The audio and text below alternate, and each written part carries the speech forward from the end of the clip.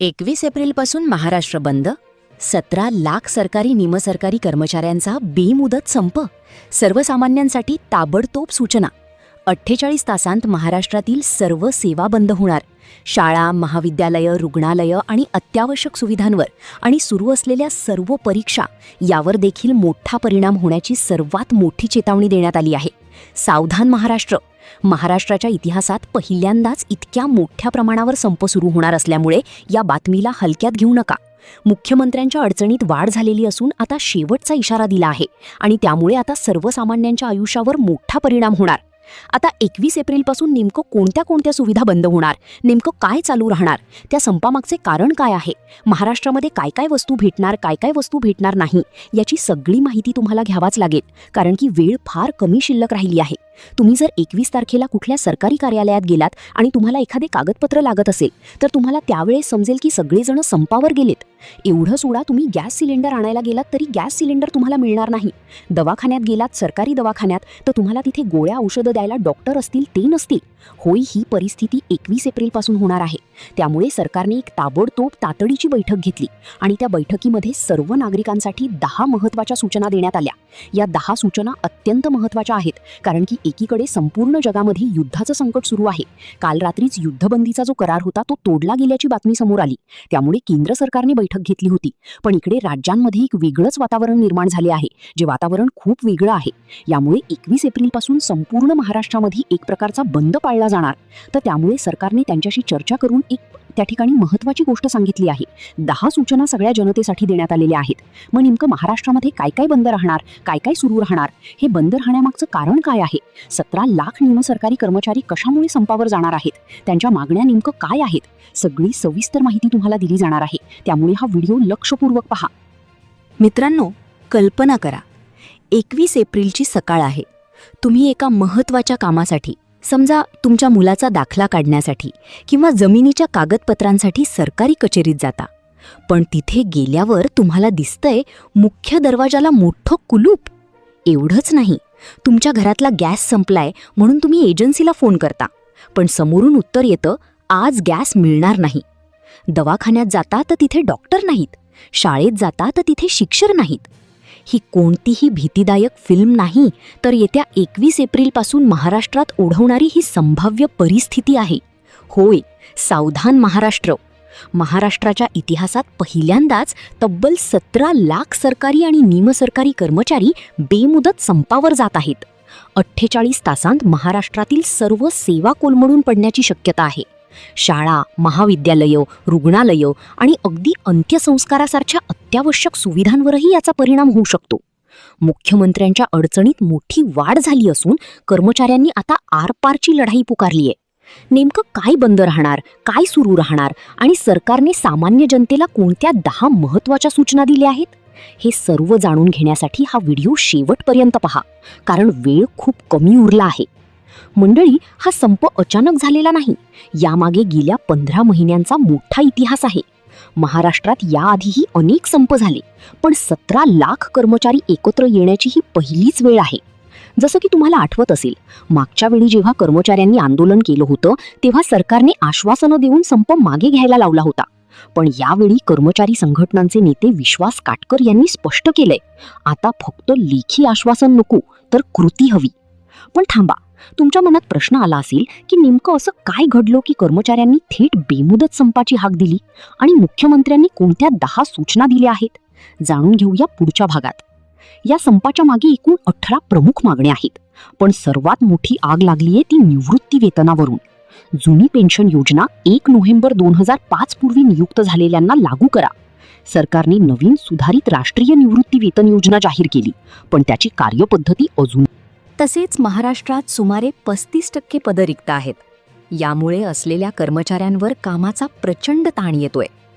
कर्मचाऱ्यांची मागणी आहे की निवृत्तीचे वय 58 वरून 60 वर्ष करा.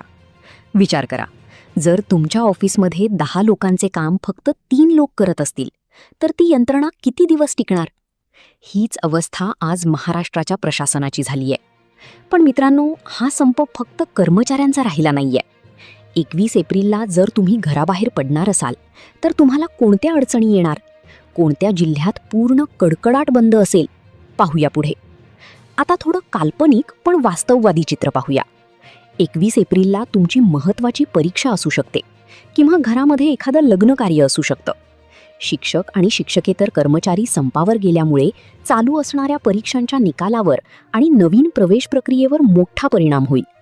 जरी अत्यावश्यक सेवा सुरू ठेवू असं म्हटलं असलं तरी सरकारी रुग्णालयातील चतुर्थ श्रेणी कर्मचारी आणि नर्स संपावर गेल्या तर साध्या गोळ्या औषधांसाठीही रुग्णांचे हाल होतील. जर या संपात परिवहन आणि पुरवठा विभागाचे कर्मचारी पूर्ण ताकदीने उतरले तर तुमच्या घरातला गॅस सिलेंडर येणंही कठीण होईल. हे सगळं ऐकून डोकेदुखी वाढली असेल ना? पण यावर सरकारने काय पावलं उचलली आहेत? मुख्यमंत्र्यांनी जनतेला कोणत्या 10 सूचना दिल्या आहेत ते आता पाहूया. एकीकडे जागतिक स्तरावर युद्धाचे ढग दाटले आहेत.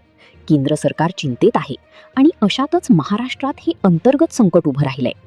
मुख्यमंत्री आणि उपमुख्यमंत्री देवेंद्र फडणवीस यांनी तातडीची बैठक घेऊन प्रशासनाला सज्ज राहण्याचे आदेश दिले आहेत. यातूनच समोर आलेल्या 10 महत्त्वाच्या सूचना अशा आहेत की शक्य असल्यास सरकारी कामं 20 एप्रिलच्या आत उरकून घ्या. रुग्णालयांमध्ये जाताना पर्यायी व्यवस्था तपासा आणि अफवांवर विश्वास ठेवू नका. शाळांच्या सुट्ट्यांबाबत स्थानिक प्रशासनाचे अपडेट्स चेक करा आणि गॅस तसेच इंधनाचा साठा वेळेत करून ठेवा. अत्यावश्यक कामाशिवाय लांबचे प्रवास टाळा आणि सरकारी कार्यालयात जाताना फोन करून खात्री करा. शिक्षकांनी विद्यार्थ्यांचं नुकसान होऊ नये म्हणून पर्यायी मार्ग शोधावेत. सर्वांनी शांतता राखावी. आंदोलनाला हिंसक वळण लागू देऊ नका आणि सरकार व कर्मचारी संघटनांच्या चर्चेवर लक्ष ठेवा. पण प्रश्न अजूनही तोच आहे. कोणत्या जिल्ह्यात काय सुरू राहणार? पुण्यात काय होईल? मुंबईत काय चित्र असेल? आणि ही चर्चा नक्की यशस्वी होणार का? देवेंद्र फडणवीस यांच्यासमोर हे मोठं आव्हान आहे. एकीकडे बजेटचं गणित मांडायचंय आणि दुसरीकडे 17 लाख कर्मचाऱ्यांच्या मागण्या पूर्ण करायच्या आहेत. जर जुनी पेन्शन लागू केली तर राज्याच्या तिजोरीवर मोठा भार पडणार आहे असं सरकारचं म्हणणं आहे. पण कर्मचारी म्हणतात, आमच्या भविष्याचं काय? जिल्ह्यांचे रिपोर्ट पाहिले तर नाशिक, नागपूर, छत्रपती संभाजीनगर आणि कोल्हापूर सारख्या ठिकाणी कर्मचारी संघटनांनी पूर्ण तयारी केली आहे. काही ठिकाणी तर रास्ता रोकोचेही नियोजन सुरू आहे. पण मित्रांनो, एक मोठी आशा अजूनही शिल्लक आहे. जर ही चर्चा यशस्वी झाली तर काय आहे तो शेवटचा प्लॅन?